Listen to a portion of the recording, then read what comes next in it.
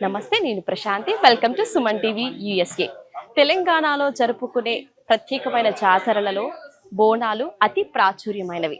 మరి ఈరోజు మన అమెరికా భూమిపై మన మూలాలను గుర్తు చేసుకుంటూ, మన సంస్కృతిని కాపాడుకుంటూ ఈరోజు టీజీఎఫ్ఎల్ ఈ కార్యక్రమాన్ని, బోనాల కార్యక్రమాన్ని అత్యంత వైభవంగా నిర్వహిస్తుంది.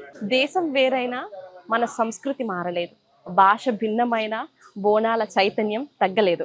ఇది కేవలం పండుగ మాత్రమే కాదు, మా ఊపిరి లాంటి సంస్కృతి. అమెరికా అయినా మా భక్తి మాత్రం తెలంగాణ తల్లి వద్దే ఉంది.